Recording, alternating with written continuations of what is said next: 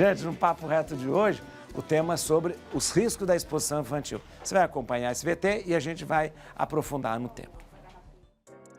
Quando temos crianças em nossas vidas, gostamos de registrar cada momento que consideramos precioso. E, por vezes, queremos mostrar às pessoas o que vemos de tão especial naqueles instantes.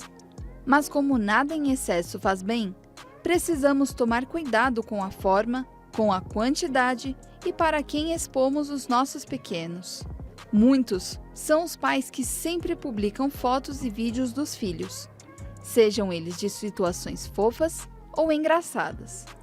Porém, muitos podem julgar o conteúdo das publicações, além do risco de atrair pessoas com más intenções para aquelas mídias, o que pode gerar problemas gravíssimos para as crianças e seus pais. Nessa semana, a atriz Luana Piovani não autorizou o uso da imagem de seus filhos, em vídeo, para o pai Pedro Scooby, que está confinado no reality show Big Brother Brasil, alegando que a autorização de veiculação seria por tempo indeterminado, culminando na exposição da imagem dos filhos em qualquer momento que interessasse a emissora. O assunto deve ser debatido. Acompanhe o Papo Reto e entenda mais sobre os riscos da exposição infantil. Gente, o assunto é muito sério, porque cada vez mais com as mídias sociais, TikTok, Instagram, Facebook, na internet de modo geral, cada vez mais as pessoas querem se expor seus filhos. Eu acho que nunca vi uma mãe, um pai que de repente não queira, né, colocar aí a foto do seu filho, da criança, né? Hoje faz até álbum, né, quando a criança nasce, que as crianças todas embrulhadinhas assim, né? Então, cada vez mais expondo. Eu vou conversar hoje com o Dr. Ariel de Castro Alves. Dr. Ariel de Castro Alves é especialista em direitos humanos da juventude, humanos da infância e da juventude, membro nacional dos direitos da criança e do adolescente, ex-conselheiro do CONADA, Conselho Nacional dos Direitos da Criança e do Adolescente, e vamos entender mais e aprofundar. Seja bem-vindo, doutor Ariel de Castro Alves. Doutor Ariel, seja bem-vindo, muito obrigado mais pela sua presença conosco. A gente fica muito lisonjeado e obrigado por colocar o seu tempo à disposição aqui da Rede Vida. Obrigado, boa tarde, Padre Juarez. É um prazer falar no seu programa, falar com você. Admiro muito o seu trabalho, que conheço há muitos anos na Arquidiocese de São Paulo, na época que você estava à frente da área de comunicação da Arquidiocese. Então, minhas estimas aí para você, minhas homenagens aí a você. Obrigado pelo trabalho que desempenha. Muito obrigado pelo seu carinho, obrigado mesmo, a deferência, doutor. Doutor, eu acho que é um assunto que a gente precisa conversar e falar cada vez mais, né? O senhor acha que os pais, de repente, deixaram de se importar com a imagem dos seus filhos? E o porquê dessa exposição, dessa superexposição? E eu ainda já pergunto para o senhor, quais os riscos, né, e os perigos, né, dessa exposição das crianças, principalmente na mídia? E olha que é uma exposição feita pelos próprios pais, né?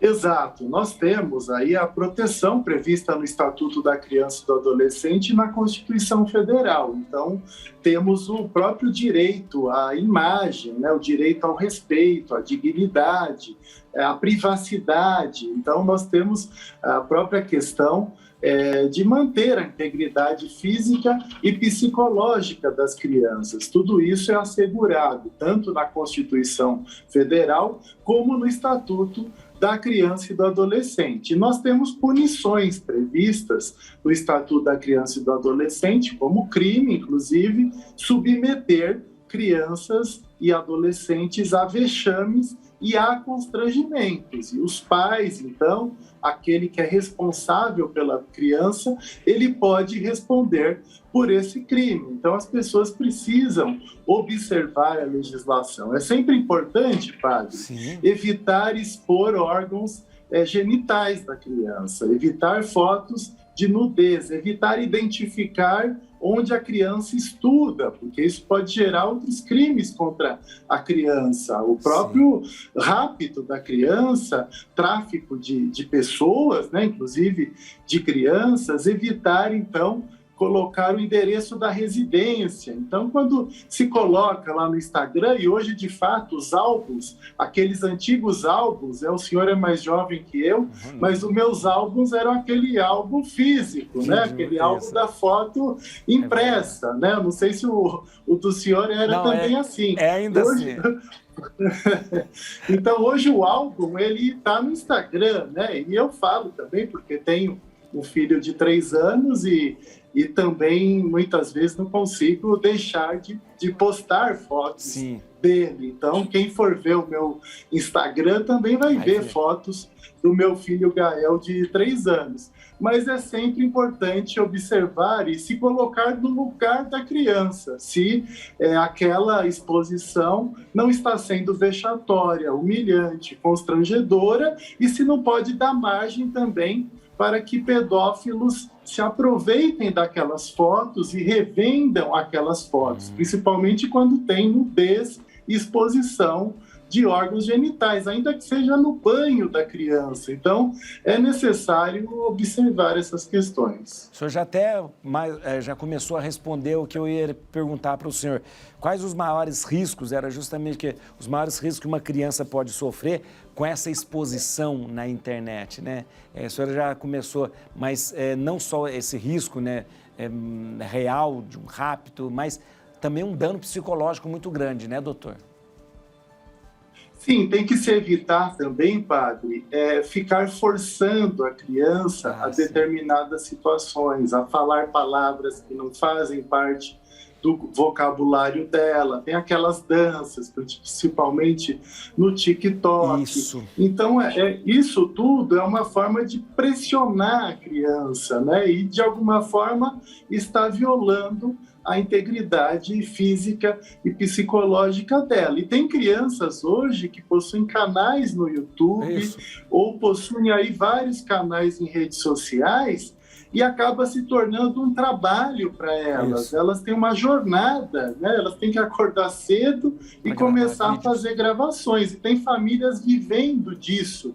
Muitas vezes o pai e a mãe não estão no mercado de trabalho e a criança está fazendo esse trabalho, que é um trabalho infantil, que é um trabalho ilegal, né? Porque a Constituição e o Estatuto da Criança e do Adolescente proíbem o trabalho para quem tem menos de 16 anos. Agora, o trabalho artístico, que seriam esses casos, ele tem uma série de regras para que a criança mantenha a escola, mantenha o lazer, mantenha atividades culturais esportivas e que não prejudique a criança, então, na sua formação psicológica e física também. Em muitos casos, é necessária autorização judicial para os trabalhos artísticos, que seriam esses também através de redes sociais. Doutor, é o seguinte, muitas crianças hoje já manuseiam o celular quando já na tenra idade lá já estava. Então eles mesmos acabam fazendo vídeos, postando coisa no TikTok, coisa no Instagram. Ou seja, a própria criança ela pode se expor, né? E como evitar isso? Como evitar esse tipo de coisa? É claro que crianças e adolescentes, é necessário que se evite que elas tenham páginas próprias em redes sociais, até porque elas podem ser vítimas de assédio. Sim. Nós temos hoje em dia as redes de pedofilia na internet, as redes de pornografia infantil na internet. Temos muitos casos até de crianças que são usadas para tirarem os chamados nudes e depois essas redes recebem esses nudes e às vezes quem vai receber o nudes é uma pessoa que se faz de criança também ou se faz de adulto. E daí aquela criança repassa e aquilo é utilizado pelas redes de pornografia infantil. Então, os pais e mães precisam estar muito atentos, sempre vigiar quando a criança está com o celular. É claro que é inevitável. Muitas vezes, meu filho pega meu celular quando o meu celular está em cima do móvel e começa a tirar fotos. É claro que ele ainda não sabe mexer em redes sociais com 3 anos de idade. Então, é necessário evitar esse contato extremo através dos jogos, através dos chats, através das redes sociais deve ocorrer a partir da adolescência, e mesmo a partir da adolescência, com a vigilância dos pais. Só pode ter uma autonomia maior para o uso dessas redes a partir dos 16 anos, que é quando passa a ter a capacidade aí civil, ainda que não total, mas uma parte da capacidade civil, e que o adolescente tem mais, então, discernimento para esses tipos de situações e para se prevenir de crimes também.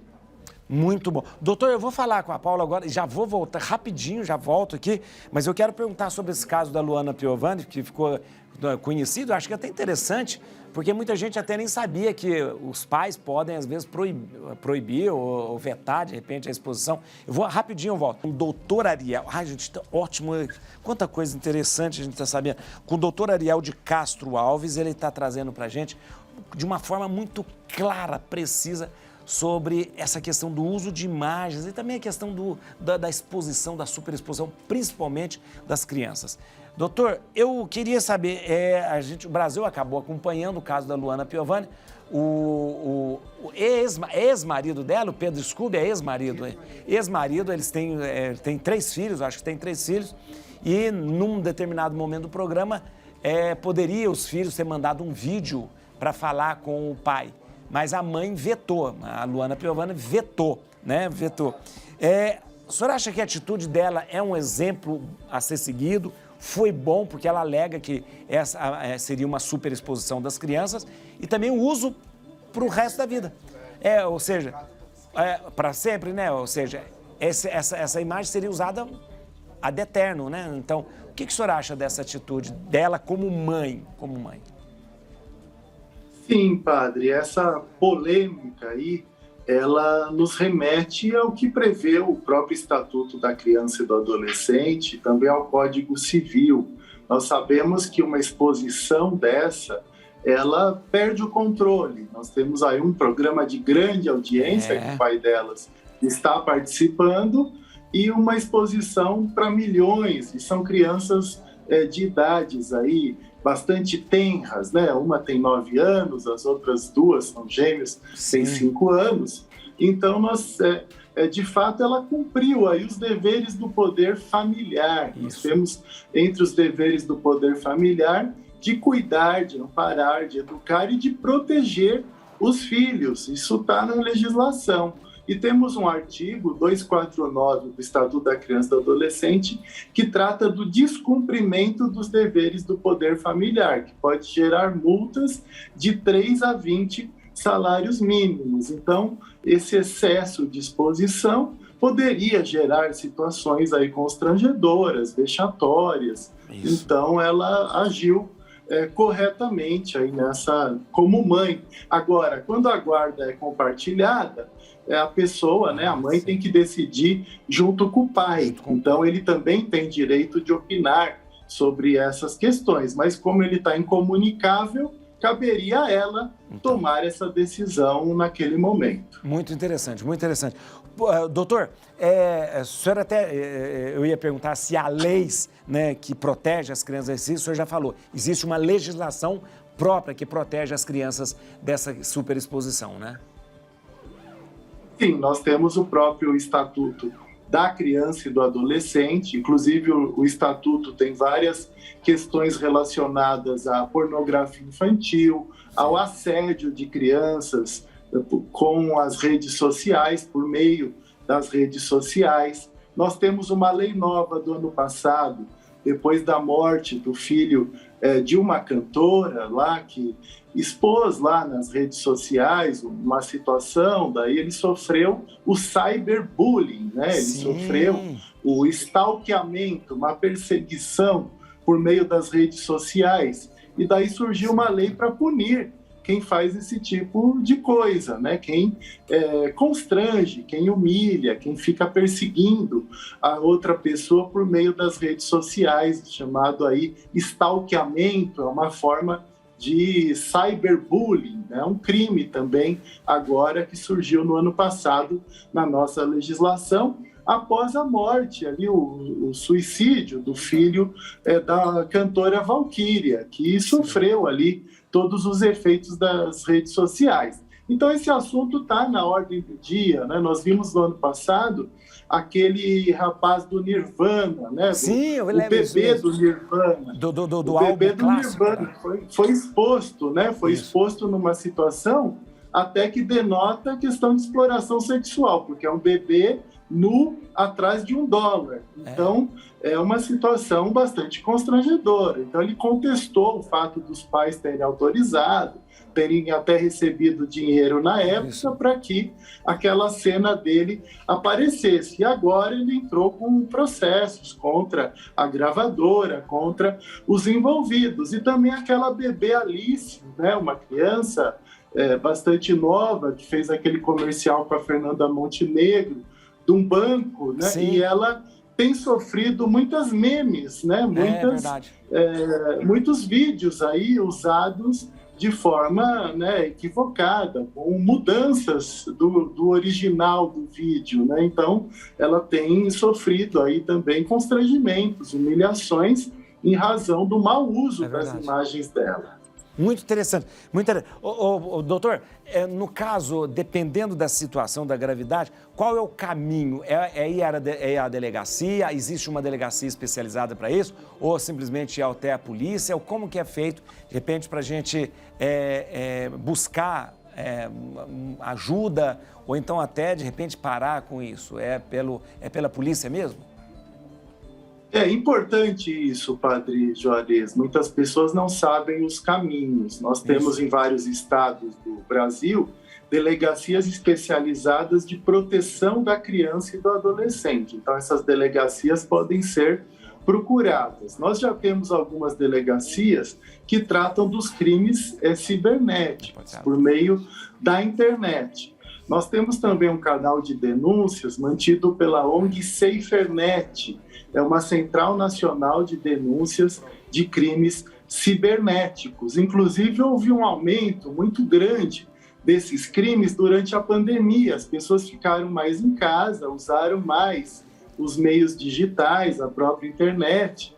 Então, dobrou o número de denúncias de crimes cibernéticos entre 2019 e 2020. Nós tivemos, então, aí mais de 100 mil denúncias durante o ano de 2020, e um número que dobrou com relação ao ano anterior. Na verdade, foram 156 mil denúncias em 2020, no ano anterior tinham sido 75 mil, sendo que 100 mil delas eram de pornografia infantil. Então, as crianças, adolescentes como vítimas. Então, esse canal, né, da ONG SaferNet facilmente pode se verificar aí na internet, só colocar SaferNet, canal de denúncias, ou o próprio Disque 100 também, Padre Juarez, que a pessoa pode contatar por meio da página na web, né, na internet, do Ministério da Mulher e dos Direitos Humanos, ou por meio do próprio Disque 100, ligando 100 e fazendo a denúncia dessas situações. E, claro, as pessoas também podem entrar com ações para remover determinadas imagens, filmagens que gerem constrangimento, humilhação, e principalmente se forem relacionadas à pornografia, à nudez infantil. Doutor, está muito claro, está muito boa a exposição. Tem uma outra questão que é muito séria, hoje dos jogos online. As crianças que jogam online, né? Porque você está jogando, você não está vendo, não tem imagem, mas você está conversando com a pessoa, você está escutando a pessoa. Muitas vezes nesses jogos é uma criança do lado de cá, mas do outro a gente não sabe se é criança. Pode ser um adulto.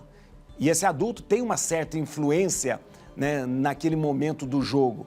Como que é? E para roubar, para assediar, para fazer esse tipo de coisa. Não é imagem, mas a gente tem essa interação de um adulto, de repente, de uma criança com um possível adulto. Né? Como evitar esse tipo de coisa, doutor? Sim, é extremamente relevante esse assunto, porque muitas vezes são adultos que se passam por crianças e adolescentes e vão tentando atrair essas crianças e adolescentes para um encontro real. Então começa ali aquele encontro virtual por meio do jogo e depois a pessoa tenta atrair para o encontro real e pode ter a finalidade sexual ou outro tipo de finalidade criminosa. Então, os pais, mães precisam estar muito atentos a isso. É claro que crianças de 0 a 12 jamais devem jogar esses jogos de internet, não devem participar. Isso. E também os próprios adolescentes, dependendo do jogo, não é adequado, são jogos de violência, né? Jogos que ensinam a matar, né? Muitos têm relação com armas. Isso. Nós temos que lembrar do massacre lá de Suzano, há quase 3 anos atrás, em que os rapazes tinham também envolvimento com esse tipo de jogo. Mas é claro que nós não podemos culpar o jogo pelo massacre, mas de qualquer forma, essas exposições inadequadas da criança ou do adolescente para situações de violência por meio de jogos, de filmes ou até programas sensacionalistas policialescos, isso gera algum tipo de influência, porque são pessoas que estão formando a sua personalidade. Se elas forem muito expostas à violência, elas atuam conforme as referências que possuem. Então, por isso, a necessidade dos pais e mães sempre estarem muito atentos ao que os seus filhos estão jogando, né, na internet, ao que os seus filhos estão mexendo, se relacionando, mandando mensagens através dos seus celulares, através dos seus computadores. Então, sempre devem entrar nos computadores, poderem verificar os conteúdos, se existe armazenamento também de pornografia infantil, de nudez. Então, é necessário essa vigilância. Isso é um dever dos pais, né? Um direito dos pais e dever deles estarem acompanhando, estarem orientando, estarem dialogando. E as escolas também devem debater essas questões para que as crianças e adolescentes possam se prevenir de crimes e de situações de risco. Doutor Ariel de Castro Alves, super, mega esclarecedora sua presença aqui, foi muito bom, muito bom. Olha, vou dizer uma coisa, foi muito importante mesmo o senhor ter vindo aqui na Rede Vida falar sobre isso. Quero lhe agradecer imensamente, muito obrigado mesmo. Eu quero, antes da gente terminar, eu queria deixar os contatos. Atenção, por favor, sigam aí no Instagram, @Ariel de Castro Alves, @Ariel de Castro Alves, no Instagram. E também você pode entrar em contato pelo telefone 11 983 46 9534 ou então pelo telefone 3106-99... Esse telefone está errado, 99373, está errado. Tem um 7 a mais. 3106-97... Ah, tá certo. 9737, está certo, 9737. É o meu que está aqui, é o meu que está errado aqui. E também entre em contato pelo e-mail ariel-de-castro-alves@uol.com.br. Doutor Ariel, mas muito obrigado mesmo e seja sempre bem-vindo aqui na Rede Vida. Eu que agradeço, Padre Juarez, é sempre um prazer falar com você, sempre lhe acompanho, sou seu fã, parabéns pelo seu trabalho. Muito obrigado, doutor. E um grande abraço. Sabe que nós estivemos juntos, inclusive, num casamento que o senhor celebrou da jornalista Adriana Carranca. É verdade. Que foi lá. Isso foi no mesmo. litoral, no litoral.